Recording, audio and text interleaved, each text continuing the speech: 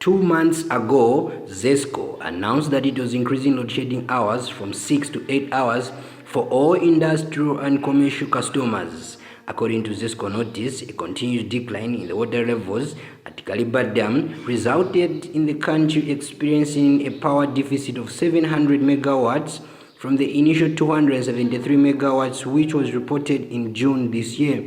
Last week, ZESCO once again notified the public of further reduction of power generation at its main power stations, which is Kariba, Kafue Gauche and Itej-Tej. ZESCO indicated that the state of affairs has significantly reduced power deficit to 872 megawatts. Furthermore, ZESCO announced longer load shedding periods of more than 15 hours a day. On Thursday last week, the Minister of Finance, Walyangandu, told journalists that government had met its obligation of importing power from ESKOM. The government paid $27 million for 300 megawatts of power for 1 month. Something is not adding up.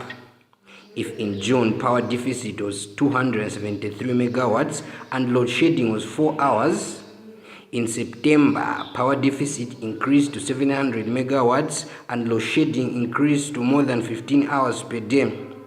When this deal takes off, power deficit will be reduced from 872 megawatts to 572 megawatts.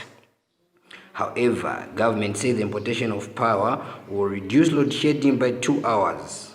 Based on ZESCO's figures published since June this year, at the worst case scenario, the importation of 300 megawatts must reduce load shedding to a maximum of 6 hours.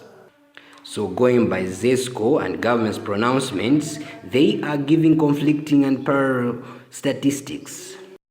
A youth, Blan Mlenga, says paying $27 million for 1 month of power doesn't make sense because Zambia could have built a solar electricity generation plant which costed Rwanda $25 million. Surprise! This is just, a very big surprise. And then what's the point of buying? And then they were saying it will reduce by 6 hours, and then it's going to reduce by 2 hours. But where is the 4 hours going? Where is the 4 hours going to go? These are the things we should look at.